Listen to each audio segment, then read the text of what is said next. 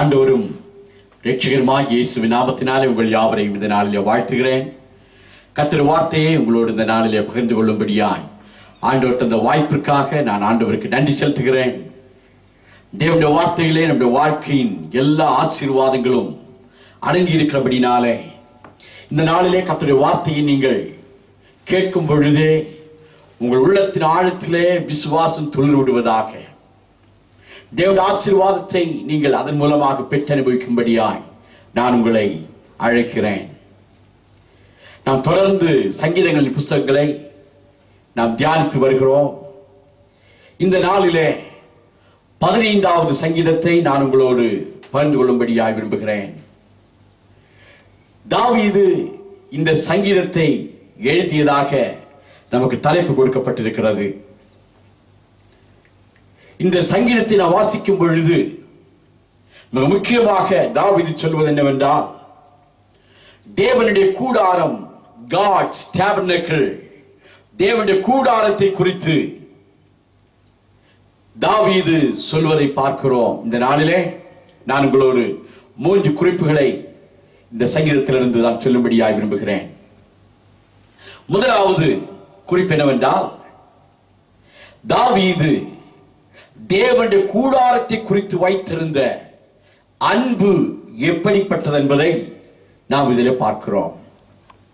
David's love toward God's tabernacle, ஆண்டவருடைய கூடாரத்தை குறித்து தாவீது எந்த விதமான ஒரு அன்பை தன் உள்ளத்தின் ஆழத்தில் வைத்திருக்கிறார் என்பதை இந்த முதல் வசனத்திலே நாம் பார்க்கிறோம்.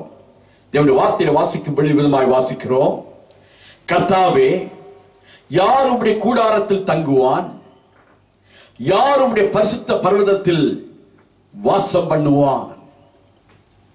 பக்தனாகிய தாவீதின் வாழ்க்கையிலே பார்க்கும் பொழுது தாவீது ஆண்டவருடைய கூடாரத்தை கட்டும்படியாக, தேவனுடைய கூடாரத்திலே அவன் மிகவும் வாஞ்சியுடையவனாக இருப்பதை நாம் கர்த்தருடைய வார்த்தைகளை நாம் பார்க்கிறோம். தேவனுடைய ஆலயத்திலே எப்படியாவது வர வேண்டும், ஆண்டவருடைய மகிமையை தான் பார்க்க வேண்டும் என்கிறதான ஒரு அன்பும் ஒரு எதிர்பார்ப்பும் உடையவராக இந்த தாவீதை நாம் பார்க்கிறோம். சங்கீதத்திலே வாசிக்கும் பொழுது சங்கீதம் 27ஆம் அதிகாரத்திலே 4வது வசனத்திலே தாவீது விதமாய் சொல்லுகிறார், கர்த்தரிடத்தில் ஒன்றை நான் கேட்டேன், அதையே நாடுவேன். நான் கர்த்தருடைய மகிமையை பார்க்கும்படியாகவும் அவருடைய ஆலயத்தில் ஆராய்ச்சி செய்யும்படியாகவும் நான் என் ஜீவனுள்ள நாளெல்லாம் கர்த்தருடைய ஆலயத்தில் தங்கியிருப்பதையே நாடுவேன் என்று சொல்கிறார். காரணம் என்ன தெரியுமா? 5வது வசனத்திலே, தீங்கு நாளில் அவர் என்னை தம்முடைய கூடாரத்தில் மறைத்து, என்னை தமது கூடார மறைவிலே ஒளித்து வைத்து, என்னை கன்மலையின் மேல் உயர்த்துவார் என்று தாவீதினுடைய விருப்பத்தை நாம் பார்க்கிறோம். எனக்கு அருமையானவர்களே, தாவீது தேவனுடைய தாசர்கள், தேவனுடைய ஆசாரியர்கள் ஆலயத்திலே போய் ஆராதனை நடத்தும் பொழுது தாவீதுக்கு மிகவும் சந்தோஷமான ஒரு அனுபவமாய் காணப்பட்டது. எப்படியாவது நான் ஆண்டவருடைய ஆலயத்திலே போய் அவருடைய மகிமையை நான் பார்க்க வேண்டும், நான் ஆண்டவருடைய ஆலயத்தில் நான் ஆராய்ச்சி செய்ய வேண்டும், அவருடைய கிருபையை நான் அறிந்து கொள்ள வேண்டும், ஆண்டவர் என்ற வாழ்க்கையில் வைத்திருக்கிற நோக்கங்களையும் தீர்மானங்களையும் நான் ஆலயத்திலே போய் ஆண்டவரிடத்திலிருந்து பெற்றுக்கொள்ள வேண்டும் என்கிற ஒரு விருப்பம் தாவீதுக்கு இருந்தது. இந்த காலை வேளையில எனக்கு அருமையான சகோதரனே, சகோதரியே, ஆண்டவருடைய ஆலயத்தை குறித்து நீங்கள் எந்த அளவிற்கு விருப்பம் வைத்திருக்கிறீர்கள்? ஆண்டவராகிய இயேசு கிறிஸ்து இன்னைக்கு புதிய ஏற்பாட்டு சபையாகிய ஆலயத்தை ஆண்டவர் கட்டிக்கொண்டு வருகிறார். இந்த ஆலயத்திலே நாம் யாவரும் பங்கெடுக்க வேண்டும் என்பது ஆண்டவருடைய விருப்பமாய் இருக்கிறது. வேதத்திலே வாசிக்கிறோம், நாம் ஆண்டவரை ஆராதிக்க ஆலயத்தில் கூடி வருவதை குறித்து ஆண்டவர் மிகவும் கவனமுடையவராய் இருக்கிறார். தம்மை நோக்கி வருகிறவர்களை ஆண்டவர் ஆசீர்வதிக்கிற ஆண்டவராயிருக்கிறார். தாவீது தேவனுடைய கூடாரத்தை வைத்து அசைக்க முடியாத ஒரு அன்பை அவர் வைத்திருந்தார். இரண்டாவதாக, தேவனின் கூடாரத்தை குறித்து தாவீது சொல்லும் பொழுது, தாவீது தன்னுடைய அந்த கூடாரத்தை குறித்து மிகவும் அறிவுடையவராய் காணப்பட்டார். வசனத்தில் வாசிக்கிறோம், இரண்டாவது வசனத்தில் வாசிக்கும் பொழுது, உத்தமனாய் நடந்து நீதியை நடப்பித்து மனதார சத்தியத்தை பேசுகிறவன் தானே, அவன் தன் நாவினால் புறங்கூறாமலும் தன் தோழனுக்கு தீங்கு செய்யாமலும் தன் அயலான் மேல் சொல்லப்படும் நிந்தையான பேச்சை எடுக்காமலும் இருக்கிறான். இப்படி கடைசி வசனம் வரை வாசிக்கும் பொழுது, தாவீது ஒரு மனிதன் ஆண்டவருடைய ஆலயத்துக்குள்ளே கடந்து செல்ல வேண்டுமானால் அவன் எப்படிப்பட்டவராக இருக்க வேண்டும் என்பதை குறித்து மிகவும் திட்டமும் தெளிவுமாய் சொல்வதை பார்க்கிறோம். எனக்கு அருமையான கர்த்தருடைய பிள்ளைகளே, இந்த 15ஆம் சங்கீதம் 2வது வசனத்திலே நாம் வாசிக்கிறோம், நம்முடைய தேவனுடைய ஆலயத்தை நாம் செல்ல வேண்டுமானால் நம்முடைய நடக்கை சரியாயிருக்க வேண்டும். ஆண்டவர் விரும்புகிற ஒரு வாழ்க்கை நாம் வாழ்ந்தால் மாத்திரமே தேவன் நம்முடைய ஆலயத்திலே நாம் செல்லும் பொழுது நம்மேல் அவர் பிரியப்படுவார். அது மட்டுமல்ல, வேதம் சொல்லுகிறது, நீதியை நடப்பிக்கிறவர்கள், நம்முடைய கையின் கிரியைகள் ஆண்டவர் பார்க்கிறவராயிருக்கிறார். நம் எவ்விதமாய் நம்முடைய கையினாலே செய்கிற கிரியைகள் ஆசீர்வதிக்கப்படுவது, எவ்விதமாய் நம்முடைய கையின் கிரியைகள் காணப்படுகிறது என்பதை குறித்து அவர் மிகவும் கரிசனை உள்ளவராயிருக்கிறார். நம்முடைய கரங்கள் நீதி நடப்பிக்கிறதா? தேவனுடைய ஆலயத்திலே நாம் மிகவும் வெறுமனே சென்று விட முடியாது. தேவனுடைய ஆலயத்தை நாம் செல்ல வேண்டுமானால் நம்முடைய கையின் கிரியைகள் சுத்தமுள்ளதாக இருக்க வேண்டும். அது மாத்திரமல்ல, வேதம் சொல்லுகிறது, மனதார சத்தியத்தை பேசுகிறவன், நம்முடைய வார்த்தை, நம்முடைய வாயின் வார்த்தை எவ்விதமாய் இருக்கிறது? அலங்கோலமான வார்த்தைகளை பேசுகிறவர்கள் தேவனுடைய ஆலயத்திலே ஆண்டவருடைய ஆசீர்வாதத்தை பெற்றுக் கொள்ளலாம் என்று நினைக்க கூடாது. தேவன் அதை மிகவும் கண்காணிக்கிற ஆண்டவராயிருக்கிறார். நம்முடைய நடக்கை, நம்முடைய கிரியை, நம்முடைய பேச்சு, இவைகள் தேவனுக்கு பிரியமாய் இருந்தால் தேவன் ஆலயத்துக்குள்ளே நாம் செல்லும் பொழுது ஆண்டவர் நம்மேல் பிரியமாயிருப்பார். எனக்கு அருமையானவர்களே, இவைகள் எவ்விதமாய் காணப்படுகிறது? வேதம் சொல்லுகிறது, அவன் தன் நாவினால் புறங்கூறாமலும் தன் தோழனுக்கு தீங்கு செய்யாமலும் தன் அயலான் மேல் சொல்லப்படும் நிந்தையான பேச்சை எடுக்காமலும் இருக்கிறான். ஒரு மனிதன் தேவனுடைய ஆலயத்துக்குள்ளே கடந்து சென்று அவரை ஆராதிக்க வேண்டுமானால், ஆண்டவரை பார்க்க வேண்டுமானால், தன் சுற்றி இருக்கிற ஜனத்தோடு அவன் சமாதானமுடையவனாயிருக்க வேண்டும். வேதம் சொல்லுகிறது, தன் நாவினால் புறங்கூறாமலும் தன் தோழனுக்கு தீங்கு செய்யாமலும் தன் அயலான் மேல் சொல்லப்படும் நிந்தையான பேச்சை எடுத்துக் கொள்ளாமலும் இருக்கிறான். பாருங்கள், தாவீது சொல்வதை பாருங்கள். ஒரு மனிதன் ஆண்டவருடைய கூடாரத்துக்குள்ளே, தேவனுடைய ஆலயத்துக்குள்ளே கடந்து செல்ல வேண்டுமானால் அவருடைய வாழ்க்கையிலே அவர் செய்ய வேண்டிய காரியங்கள் அநேகம் உண்டு. அதைத்தான் ஆண்டவர் விரும்புகிறார். அது மாத்திரமல்ல, 4வது வசனத்தில் வாசிக்கும் பொழுது, நாம் செய்கிறதான வாக்குகள், வாக்கு தத்தங்கள், ஒருவர் யாருக்காவது ஒருவருக்கு நாம் ஒரு வாக்கை கொடுத்தோமானால் அந்த வாக்கை நிறைவேற்ற நாம் கடனாளிகளாயிருக்கிறோம். வேதம் சொல்கிறது, ஆகாதவன் அவன் பார்வைக்கு கீழ்ப்பானவன், கர்த்தருக்கு பயந்தவர்களையோ கனம் பண்ணுகிறான், ஆணையிட்டதில் தனக்கு நஷ்டம் வந்தாலும் தவறாதிருக்கிறான். ஆணையிட்ட காரியத்தை சொல்வானானால் அதை அவன் வாழ்க்கையிலே அது கிரியிலே கொண்டு வர அவன் நிச்சயமாய் அதற்கு பாக்கியமுடையவராய் காணப்படுகிறான். எனக்கு அருமையானவர்களே, அது மாத்திரமல்ல, தேவன் நம்மை ஆசீர்வதிக்கிறார். இந்த ஆசீர்வாதத்தின் மூலமாய் நமக்கு நல்ல வேலை தந்திருக்கிறார், எல்லாத்தையும் தந்திருக்கிறார், பணத்தை சம்பாதிக்கக்கூடிய கிருபையை தந்திருக்கிறார். அந்த பணத்தை நாம் எவ்விதமாய் நாம் செலவு பண்ணுகிறோம், அதையும் ஆண்டவர் பார்க்கிறார். வேதம் சொல்கிறது, தனக்கு நஷ்டம் வந்தாலும் தவறாதிருக்கிறான். 5வது வசனத்திலே வாசிக்கிறோம், தன் பணத்தை வட்டிக்கு கொடாமலும் குற்றமில்லாதவனுக்கு விரோதமாய் பரிதானம் வாங்காமலும் இருக்கிறான். இப்படிப்பட்ட நன்மையானவைகளை செய்கிறவர்களை ஆண்டவர் ஆலயத்திலே ஆசீர்வதிக்க விரும்புகிறார். எனக்கு அருமையானவர்களே, இந்த காலை வேளையிலே நம்முடைய வாழ்க்கையிலே ஆலயத்திலே நாம் செல்லும் பொழுது நம்முடைய இருதயம், நம்முடைய சரீரம், நம்முடைய சிந்தை எவ்விதமாய் தேவனுக்கு பிரியமாயிருக்கிறது என்பதை நாம் ஒரு விசை சிந்தித்து பார்ப்போமானால் நலமாயிருக்கும் என்று நான் சொல்ல விரும்புகிறேன். ஆண்டவருடைய ஆலயம் தேவன் மகிமை இறங்கிய இடமாயிருக்கிறது. வேதம் சொல்லுகிறது, 2 பேர் 3 பேர் என் நாமத்தினால் எங்கே கூடினாலும் அவர்கள் மத்தியிலே நான் இருக்கிறேன் என்று ஆண்டவர் சொன்னார். நாம் ஆலயத்திற்கு போய் தேவனுடைய கூடாரத்திலே போய் ஆண்டவரை ஆராதிக்க போகும் பொழுது நம்முடைய இருதயம் எவ்விதமாய் ஆண்டவரோடு இசைந்திருக்கிறதோ அவ்விதமாகவே நம்மை சுற்றி இருக்கிறவர்களோடு இசைந்திருக்கும்படியாகவே ஆண்டவர் விரும்புகிறார். நம்முடைய வாழ்க்கையிலே அநேக நேரங்களிலே இந்த காரியங்களிலே நாம் தவறுகள் நடக்கிறது உண்டு.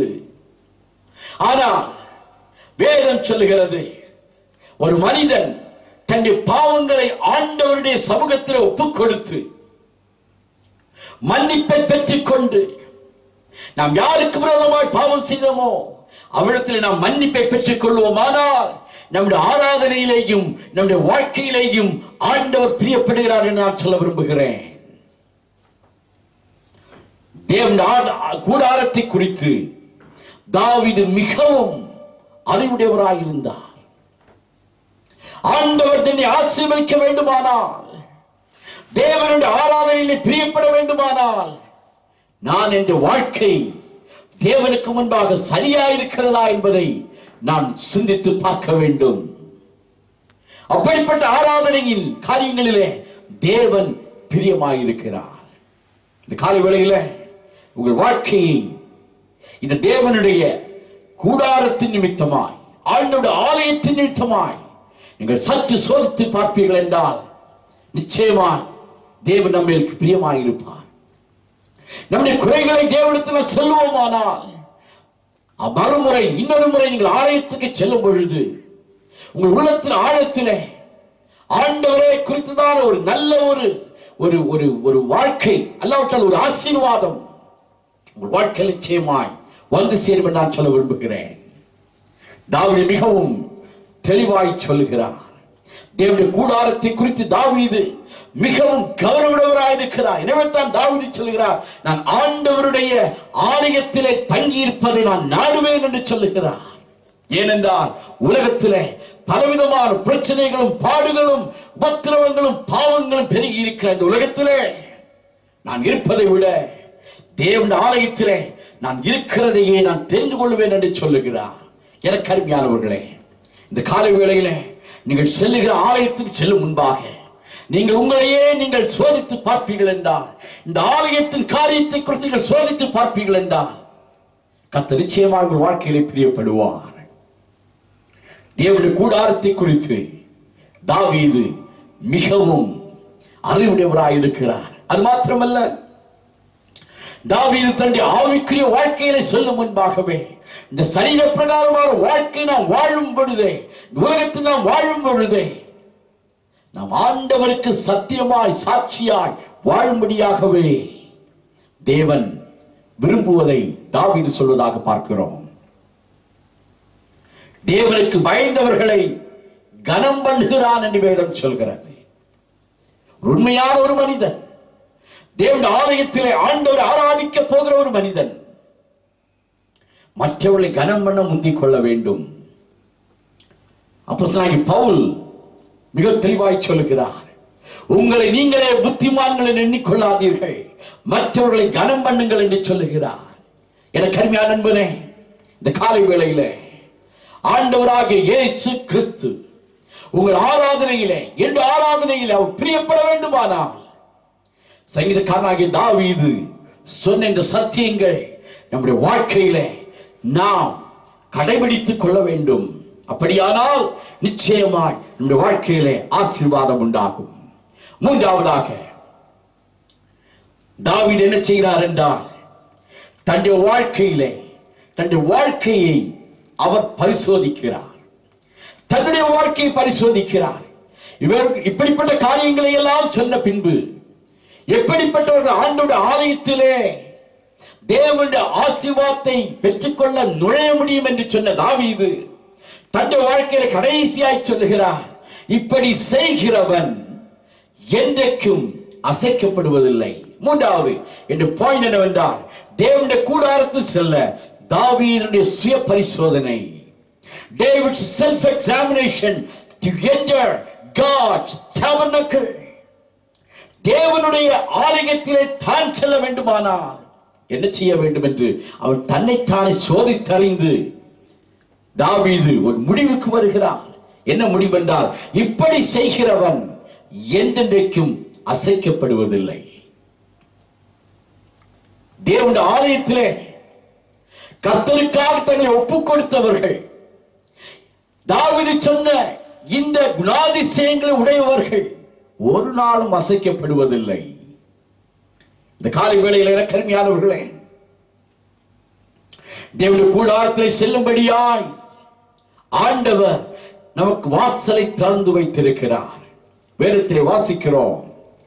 எபிரேயர் நிருபத்திலே நான் வாசிக்கும் பொழுது எபிரேயர் 10ஆம் அதிகாரம் 19வது வசனத்திலிருந்து தேவனுடைய வார்த்தையிலே நான் வாசிக்கும் விதமாய் வாசிக்கிறோம்.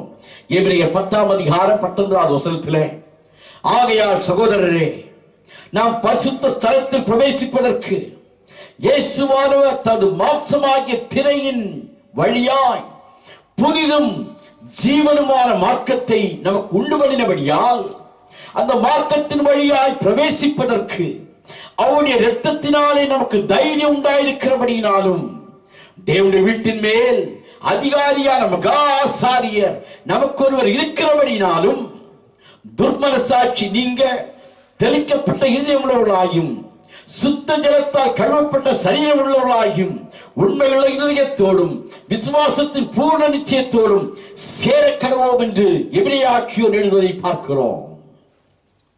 இந்த காலை வேளையில் நம்ம என்ன கருமையானவர்களே, நாம் தேவனுடைய ஆலயத்தில் செல்லும் பொழுது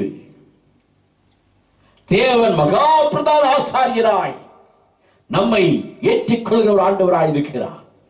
நமக்காக பிதாவிடத்தில் வலது பாரிசத்திலே வேண்டிக் கொள்கிறவராய் இருக்கிறார்.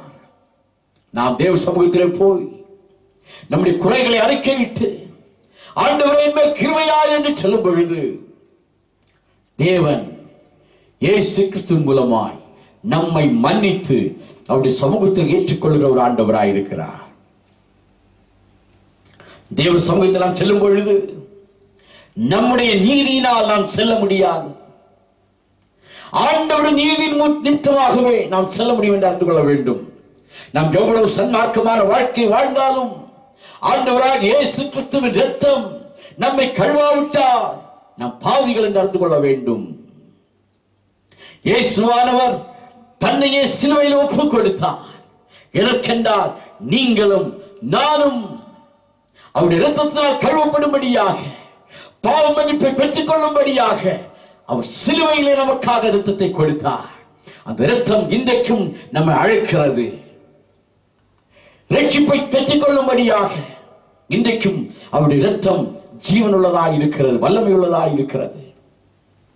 எனவே ஒரு மனிதன் தேவ சமூகத்திலே செல்லும் முன்பாக எபிரேயர் சொல்வது போல துர்மனசாட்சி நீங்க தன் மனசாட்சியிலே அவர் உண்மை உள்ளவராக இருக்க வேண்டும்.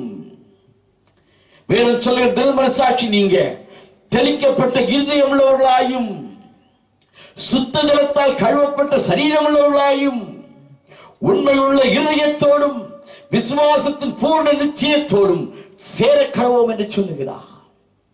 தேவனை ஏற்றுக்கொள்வார் என்கிற ஒரு நம்பிக்கை என் இருதயத்திலே ஆண்டவரை கொடுத்த விசுவாசம்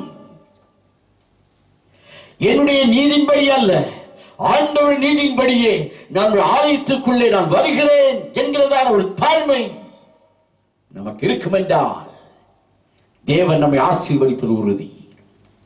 சங்கீதக்காரனாகிய தாவீதைத்தான் சொல்கிறார். கடைசியாக சொல்லும் பொழுது, இப்படி செய்கிறவன் அசைக்கப்படுவதில்லை. இந்த நாளிலே உங்கள் வாழ்க்கையை நீங்கள் சற்று சோதித்து பாருங்கள். தேவனுடைய ஆலயத்திலே நாம் அவர் ஆராதிக்கும்படியாய் போகும் பொழுது நம்முடைய ஆவி, ஆத்மா, சரீரமானது தேவனுக்கு பிரியமாக இருக்கிறதா என்று ஒரு விஷயம் நாம் சோதித்து பார்க்க வேண்டும். அப்படிப்பட்ட ஆராதனையிலே தேவன் பிரியமாக இருக்கிறார்.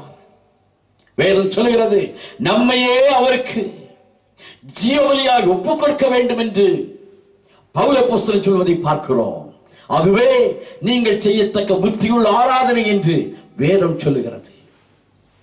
நான் நம்மை தேவனுடைய சமூகத்திலே நம்மை கழுவும்படியாக ஒப்புக் கொடுக்கும் பொழுது ஆண்டவர் நம்மை கிரியை செய்கிற ஆண்டவராய் இருக்கிறார். எனக்கு அருமையானவர்களே, இந்த நாளிலே தேவனுடைய ஆலயமாகிய கூடாரத்திலே நாம் செல்லும் முன்பாக நம்மை நாமே ஒரு விஷயம் சோதித்து பார்க்க கடமைப்பட்டிருக்கிறோம். இந்த நாளிலே இந்த சங்கீதக்காரனோடு சேர்ந்து நாம் நம்மை ஆராய்ந்து பார்ப்போம். தேவ ஆசீர்வாதத்தை அதன் மூலமாக நாம் பெற்றுக் கொள்வோம். தலைகளை தாழ்த்தி நாம் ஜெபிப்போம். பரலோக பிதாவே, நசரேயனாகிய இயேசுவின் நாமத்தினால் உம்முடைய சமூகத்தில் வருகிறோம். இந்த நாளிலே ஆண்டவரே, உம்முடைய கூடாரத்தை குறித்து நாங்கள் சிந்திக்கும்படியான ஒரு கிருபை தந்ததற்காக ஸ்தோத்திரம். தேவரே தாமே எங்களை ஆசீர்வதிப்பீராக. ஆண்டவரே, தாவீது சொன்ன ஆண்டவரே, இந்த நல்ல குணாதிசயங்கள் எங்கள் வாழ்க்கையில் காணப்படும்படியாக எங்களை தாழ்த்துகிறோம், சமர்ப்பிக்கிறோம். ஆண்டவரே, இப்படி செய்கிறவன் அசைக்கப்படுவதில்லை என்று வாசிக்கிறோமே. ஆமா ஆண்டவரே, நாங்கள் உம்மை ஆவியோடு உண்மையோடும் உம்முடைய ஆராதனையிலே கலந்து கொண்டு உம்முடைய கூடாரத்திலே வந்து உம்மை கண்டு உம்முடைய மகிமையை நாங்கள் தரிசிக்கும்படியாய் கிருபை தாரும். அதன் மூலமாய் நாங்கள் ஆசீர்வதிக்கப்படும்படியாய் ஆண்டவரே எங்களுக்கு கிருபை தர வேண்டுமாய் ஜெபிக்கிறோம். இந்த வார்த்தையை பார்த்து கொண்டு கேட்டுக்கொண்டிருக்கிற ஒவ்வொருவர் மேலும் உம்முடைய ஆசீர்வாதம் கடந்து வருவதாக நீர் வழி நடத்துவீராக. ஆசீர்வதிப்பதற்காக ஸ்தோத்திரம். நசரேயனாகிய இயேசுவின் நாமத்தில் ஜெபிக்கிறோம் நல்ல பிதாவே. ஆமென், ஆமென்.